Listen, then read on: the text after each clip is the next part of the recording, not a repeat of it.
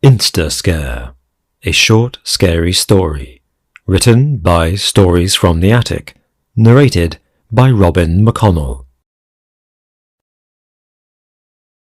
My mum had this party in Hawaii, and it was so amazing.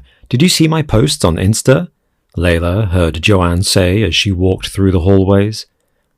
I definitely saw, and I was screaming at the top of my lungs because those pictures were cute, Esther replied. Did you check out Grace's page? She replied. They visited Venice Beach. They? Who is they? Esther raised an eyebrow. You can't mean... Who else? She and Jason. There was this picture where she had just a bikini on and Jason's packs were fire. Sometimes I wish Mac was more masculine. Joanne said right before she slammed her locker door and walked towards chemistry class. Can't these people go a day without talking about their silly pictures? Layla said under her breath with her hands clutching her backpack. As she walked through the hallway, her locker seemed farther away with every step closer. Slowly, the walls began to close in and the ground opened. Layla could see nothing but black, the purple paint now cold, black, the tiles the same. The people in the hall morphed into obsidian, gooey aliens, and the entire hallway spiraled in circles. Layla! Stacy screamed, and Layla jittered out of her imagination. Yeah, what's up? What's up? What's up is me trying to get your attention for the past hour. Stacy, we've not even been in school for an hour, Layla replied. Well, it's been 30 seconds, but it feels like an hour because you got me screaming. I'm sorry? So, I'm used to dark outfit Layla, but this dark conversation Layla has to be a new upgrade, Stacy said regarding Layla's disinterest. My choice of outfit is my problem, Stacy, Layla replied. Yeah, I know, that's why you wear black every day of every year and your Instagram looks like darkness mixed with grief and a hint of depression. Can we just get to chemistry class? Layla diverted. Yes, ma'am. The closing bell sounded, and as Layla walked over to her mum's car, she had a hunch that she was going to get scolded. Hey, Mum, she said, right before she got into the car. Hey, baby, how was school? Tracy asked. Same old, Mom. Okay, Layla, we need to talk about this. Oh boy, here we go again, Layla scoffed. I really need you to tell me what's wrong. Mom! No, honey, I'm worried. We need to talk about this. I notice the stares when we visit the mall, or even take walks around the park. Your teachers complain of your social skills, and, Layla, baby, you have no coloured clothes. Not even one. Since when did having a favourite colour become a world issue? Layla asked and looked away from the window. Layla, you own only black clothes, and it is a problem. My favourite colour is purple, but you don't see my entire wardrobe filled with only purple clothes. So big a problem that you took your daughter to a therapist. Yeah, Parent of the Year award goes to you, all right. Her mom slammed on the brakes then, unconcerned about the traffic. Can you blame me? Layla, can you blame me? You have a room full of creepy posters with writings like, You're alone in this world. Your life is dark and empty and without love. Family means nothing. And you expect me not to worry? You've never been affectionate. You've never had a crush. And of course, you're a blonde with black hair. It's called dye, Mother. It's called strange, Tracy replied, putting her foot down on the gas again. Anyways, Stacy wants to come over, and I know you're working a night shift, so I was wondering, is it okay if she does? Layla didn't bother to face her mom, and continued to stare out of the window. Of course she can. How do I say no to the only friend my teenage daughter has? A yes would have sufficed. And a crush is all I'm asking, Layla, or at least an Instagram page with cute pictures and not dark, hollow pictures. Mom, my social media is my private space. You shouldn't be snooping. The disappointment harsh in her words, the last words before they pulled up on their drive. The second Tracy turned off the ignition, Layla raced through the living room, up the stairs and into her bedroom. She threw her backpack on the floor of her room, slammed the door, then hurried over to her closet. She took out a pair of sweatpants, a tank top, and she sat by her desk to record yet another horrible school experience in her diary. As Layla had her pen to paper, her phone chimed. Jason Moore just posted a video. Why do you do this to yourself, Layla? Post notifications for a guy who is never going to look at you. She opened her Instagram to play the video. Yo guys, it's your boy Jason Moore, and I'm here with my friend Grace, Jason said, and rolled his eyes at the end as if he was waiting for what Grace had to say. Friend? Sorry to bust y'all's single Pringles bubbles, but I'm his girlfriend. He seemed to have omitted the girl in the front. Grace replied. I love you, baby. I love you too, she replied. So guys, it's the beginning of a new school year, and guess what? Said Jason. We're seniors! Jason and Grace screamed in a synchronized manner. Layla could take no more, so she stopped the video from playing any further. It was barely a minute, and he had over 1,000 views and a little above 500 likes. Layla could tell from his location that he was in his father's private beach in Manhattan. Aside from Grace and Jason's absence in all their classes today, this was the information she needed to seal her hunch. Layla took a little nap in her room of death, and she woke up to 10 missed calls from Stacy. Just as she was about to return them, Stacy rang Layla again. Did somebody die? Layla asked as she answered the call. Yes, your personality. I'm laughing so hard I'm peeing my pants, Layla said with a bland expression. I just wanted to, let you know that, you remember our study date? Well, it's a party now. What? Girl, a party? Why? For who? And most importantly, where? Layla jumped off her desk. Well, why? Because why not? Everyone in our class is invited, and, well, it's happening at your house. No, Stacy, no. It's only going to... No! Last an hour. No! Layla, come on, you should... No, she interrupted again. Would you at least hear me out? With a sigh, she said, Fine. Thank you. You should think about it, Layla. Even though it's too late to reconsider. The drinks and the music, snacks and invitations, they've all been sent out. Stace, why would you do this? Because Jason promised to come. How can he? He's in Manhattan. No, he's not. Where did you hear that from? He posted a video today and his location read Manhattan. But he's in town? So he lied about his location, Layla scoffed. Or the video may just be old. Anyways, get ready, 'cause the party starts in an hour. Why are you doing this to me? One last thing. Don't wear black. You know that's not possible. I was hoping it would be. A party? A party with Jason Moore in her house? What was she going to do? Why did Stacy have to pull this on her?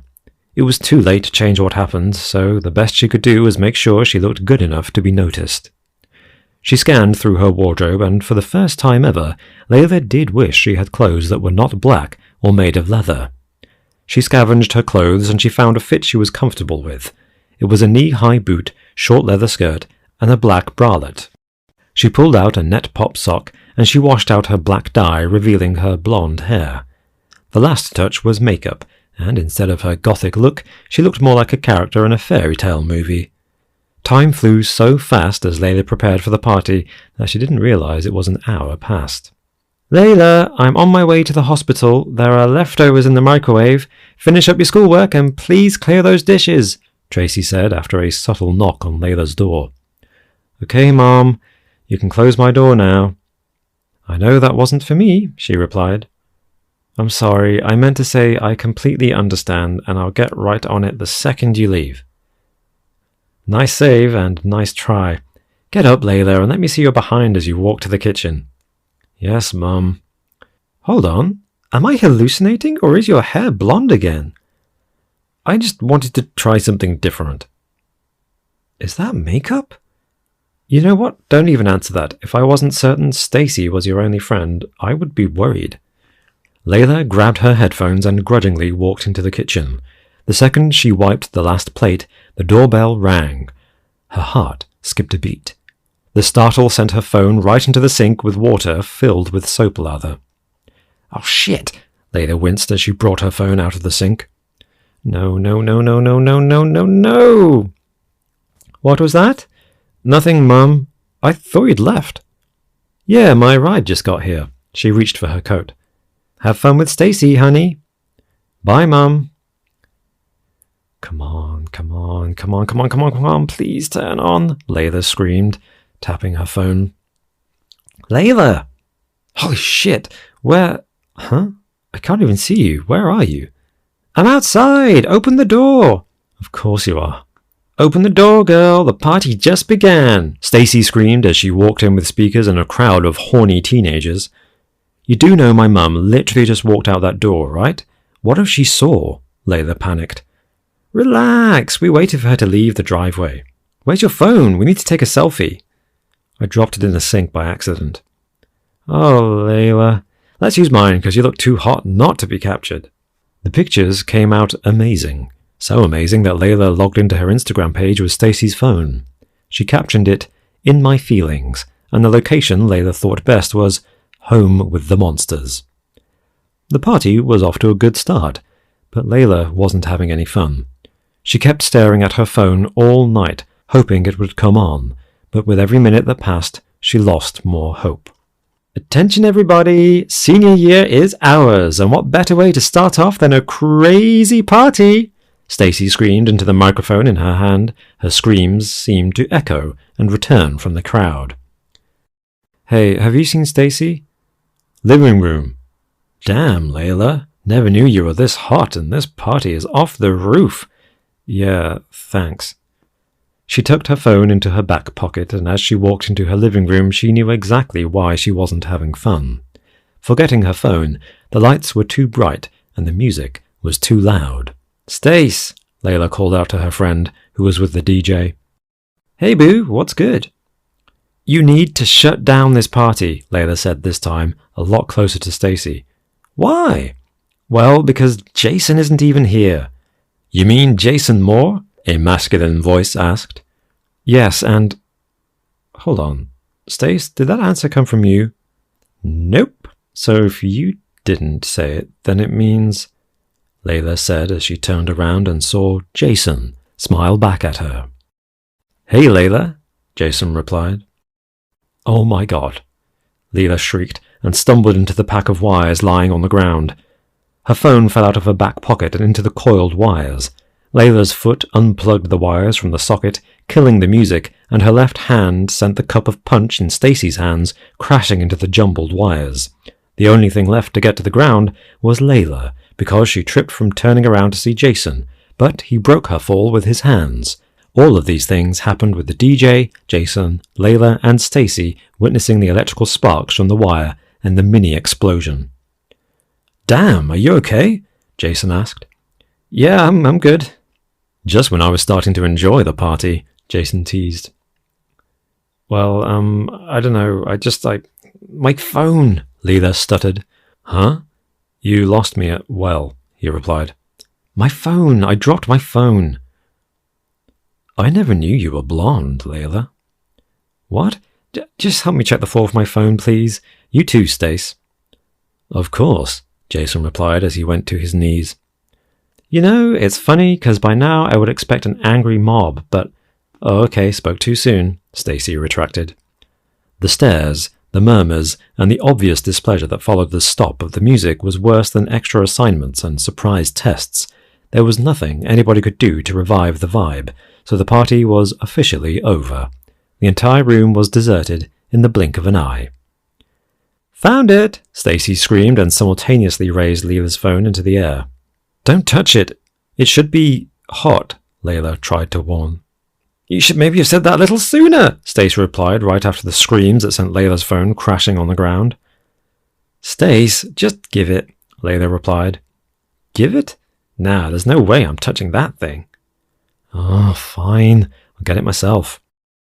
Here, I'll help you, Jason gestured, and he picked up the phone as though it was nothing.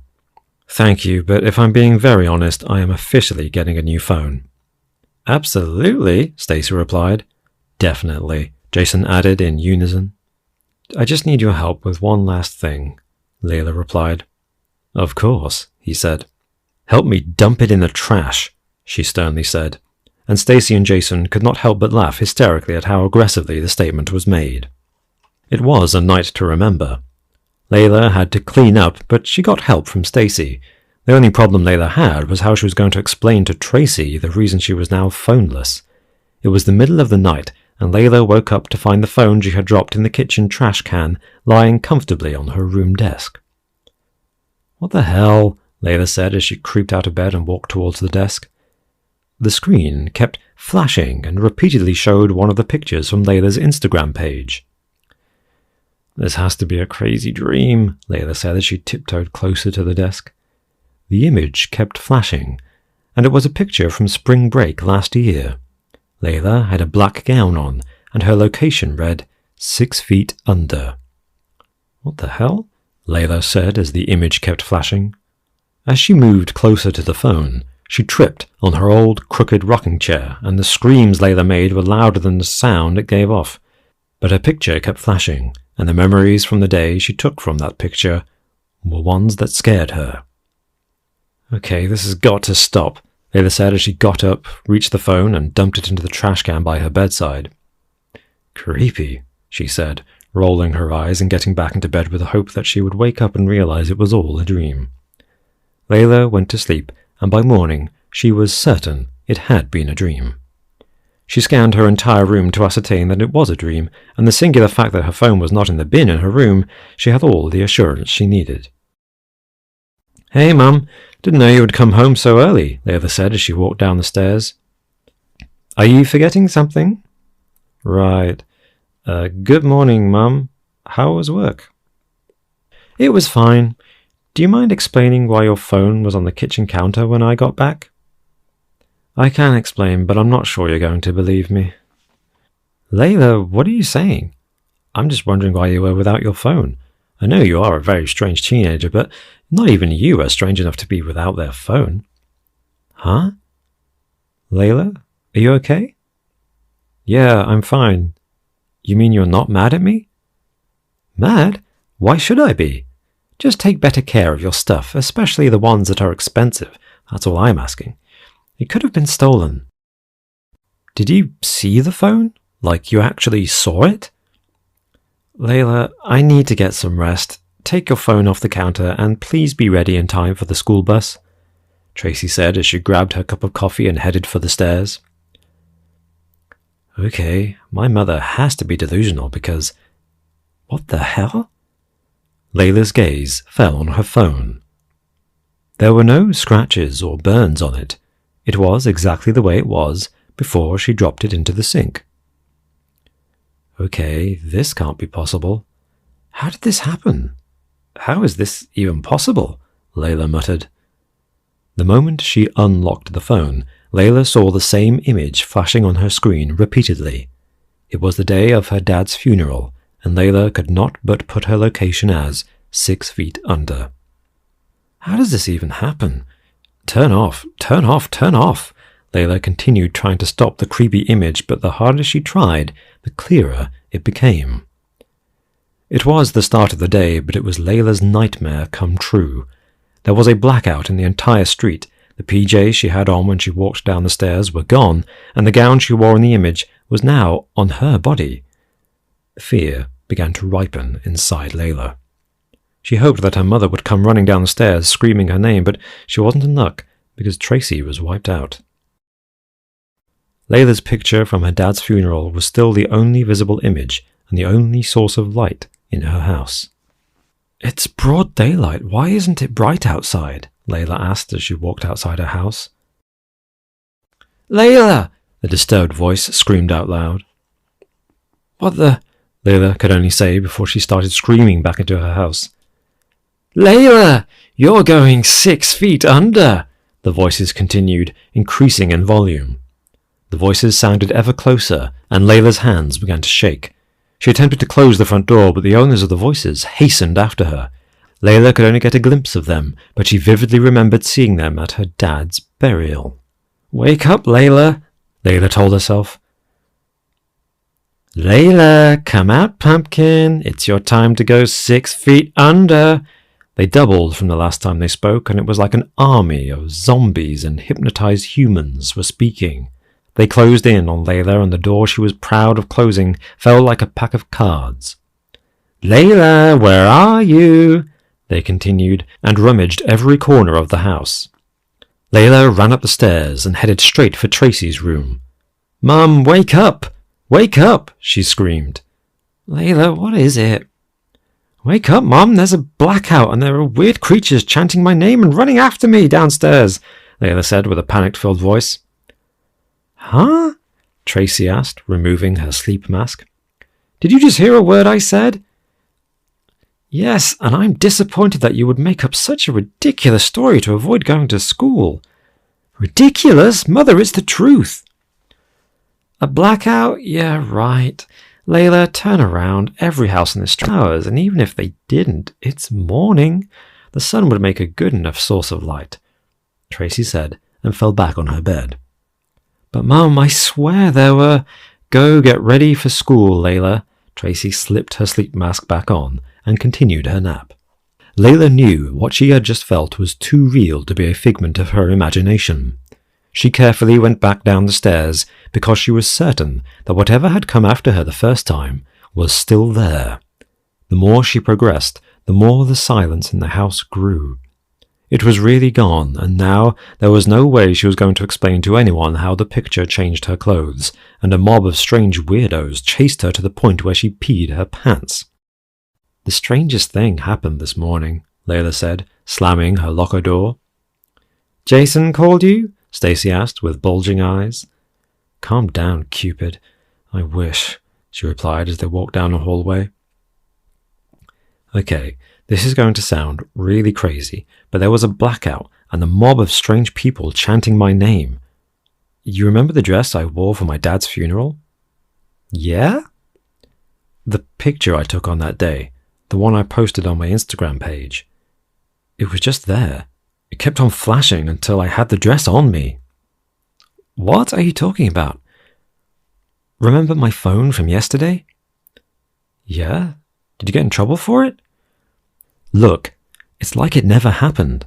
Layla brought out her phone from her backpack. Holy shit! Stacy's books crashed to the floor. Damn, this is crazy! One more thing. My hair is black again. I washed out the dye yesterday, remember? Okay, but it is impossible for me to have had enough time to buy the dye my hair, and get enough sleep for school, so no, I didn't do this myself. Layla clutched the phone in her hands. No, no, no, Layla screamed, with tears rolling down her cheek as the blackout happened again. Stacy was gone. It was like she'd disappeared. On the phone was a different picture this time. It was one from Layla's pool party with Stacy. They were wearing bikinis, and the location of the picture was underwater. In a split second, the entire school was flooded. Layla ran through different classrooms and hallways to find the source of the flooding, but before she could get to the third room, the water was as high as her waist. She was resilient enough to keep on going, but without moving an inch, the water level was at Layla's shoulders. Stacy! Stacy! Stacy! Layla mumbled with water in her mouth, and by now the entire school was completely flooded. It was bad enough that there was water in every part of the school, but with the sharks and the crocodiles almost triple the number of students, it was a recipe for disaster. And it took no time for the disaster to begin. The sharks feasted on screaming youths, tearing them apart limb from limb. The crocodiles cracked and snapped bones of human beings like they were sticks of a broom. In less than a minute, the sharks and crocodiles had eaten enough to turn the water blood red. Layla! Layla! Stacy screamed underwater. I'm right here, Layla responded. They both swam towards each other, and their hands were just about to meet before the water spiraled and began to drain out with everything in it. What's happening? Layla shouted. The water from the flood went right out the drain, and with it pieces of undigested bones. Layla was unconscious. Her body lay stiff, and when her eyes opened, she thought she was blind. She could see nothing but darkness. She tried to move her hands, but she couldn't. She tried her legs, but they were also confined. It was beginning to feel like she was locked in a box. She banged it repeatedly, but it wouldn't budge. It was the sounds from around her that made Layla realize where she was. "Welcome back, Layla. We told you we were going to take you 6 feet under." The same creepy voices sounded.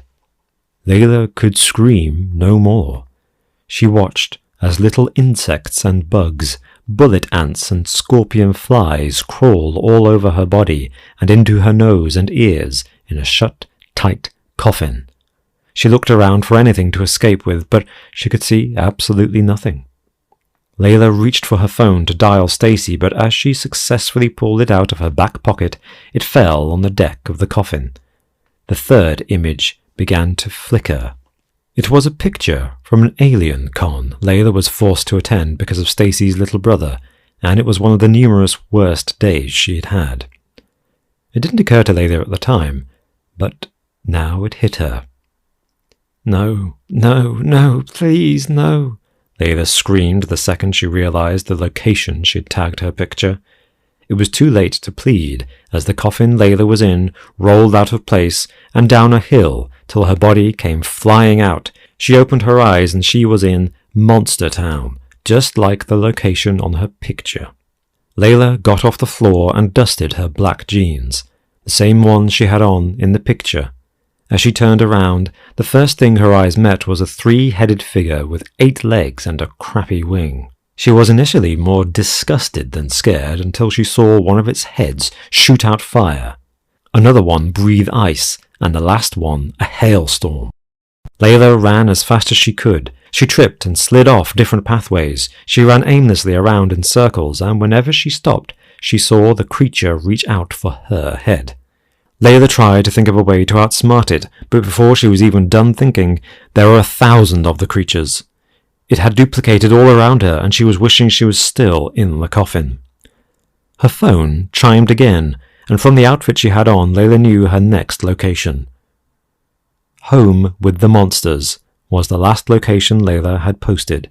It was the party Stacy had organized, and she had blonde hair, a black bralette, leather skirt, and knee-high boots. Just like Stacy vanished from the hallway, Layla was at home with the monsters she ran away from, except this time there were others. There was one with the head of a lion and the body of a snake. There was another that looked like the combination of a dinosaur and a giraffe. It was bizarre, and Layla had to turn away from them. But the moment she took a step on the stairs, the creepy creatures picked her up and ripped her apart like a piece of clothing. A scream. Layla finally woke up. She hurriedly ran her hands through her hair.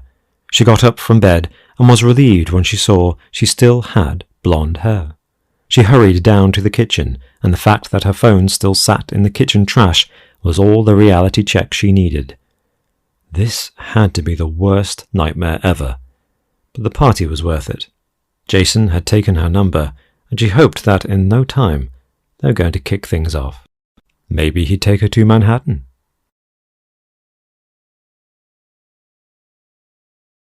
This has been Insta Scare, a short, scary story, written by Stories from the Attic, narrated by Robin McConnell. Copyright 2020 by Michael van der Voort. Production copyright by Michael van der Voort.